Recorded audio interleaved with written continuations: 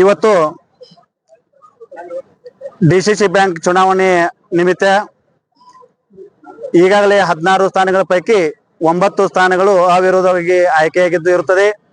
ಉಳಿದ 7 ಕ್ಷೇತ್ರಗಳ ಪೈಕಿ ಇವತ್ತು ಚುನಾವಣೆ ಏರ್ಪಡಿದ್ದು ಈ ಚುನಾವಣೆಯಲ್ಲಿ 7 ಮತಕ್ಷೇತ್ರದ ಜನರ ಆಶೀರ್ವಾದದಿಂದ ರಮೇಶನ ಕತ್ತಿಯವರ ಪೆನಲ ಆಯ್ಕೆಯಾಗಿದೆ ಹಾಗೂ ಆ ವಿಶ್ವಾಸ ನಮ್ಮಲ್ಲಿದೆ ಅಂತಂದ ನಂಬಿಕೆ ಇದು ಕೂಡ ಇದೆ.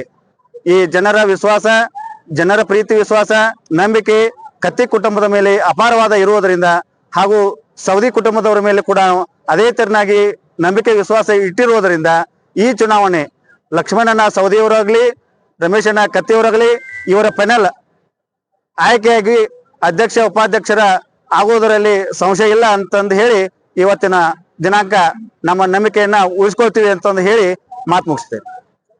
ಜಿಲ್ಲೆಯ ಡಿಸಿಸಿ ಬ್ಯಾಂಕಿನ ಇವತ್ತಿನ ಚುನಾವಣೆಯಲ್ಲಿ ಸನ್ಮಾನ್ಯ ನಮ್ಮ ಕರ್ನಾಟಕದ ದೈತ ಶಕ್ತಿ ಹೊಂದಿದಂತ ಶ್ರೀ ರಮೇಶಣ್ಣ ಕತ್ತಿಯವರು ಹಾಗೂ ಲಕ್ಷ್ಮಣ್ ಅಣ್ಣ ಸೌದಿ ಅವರು ಮತ್ತು ಹಾಗೂ AB ಪಾಟೀಲ್ರು ಮತ್ತು ಇನ್ನುಳಿದ ನಮ್ಮ ಬೆಳಗಾವಿ ಜಿಲ್ಲೆಯ ಎಲ್ಲಾ ಲೀಡರ್ಸ್ ಆದಂತ ತಾಲೂಕಿನ ಎಲ್ಲಾ ಲೀಡರ್ಸ್ ಕೂಡಿ ನಮ್ಮ ಡಿಸಿಸಿ ಬ್ಯಾಂಕಿನ ಯಾವ ಪರಿಸ್ಥಿತಿಯಲ್ಲಿ ನಮ್ಮ 13 ಬಿ ಗೆಲುವು ನಿಶ್ಚಿತ. ಇದ್ರಾಗ ಯಾವ್ದನೇ ಮಾತು ಏನೂ ಇಲ್ಲ. ಮತ್ತು ನಮ್ಮ ರಮೇಶಣ್ಣ ಕತ್ತಿ ಮತ್ತು ಸೌದಿ ಅವರ ಚುಕ್ಕಾಣಿ ಡಿಸಿಸಿ ಬ್ಯಾಂಕಿಂದ ಇವತ್ತಿಂದ. ಬಾಲಚಂದ್ರ ಜಾರಕಿಹೊಳಿ ಅವಿರೋಧವಾಗಿ ಒಕ್ಕೂಟವಾಗಿ ಇದು ಮಾಡ್ತಾರೆ, ನೀವು ಹೆಂಗ ಅದ ಅವ್ರು ಹೇಳಿರಿ, ನಾವು ನಂಬದ್ ಹೇಳತ್ತೇವ್ರಿ.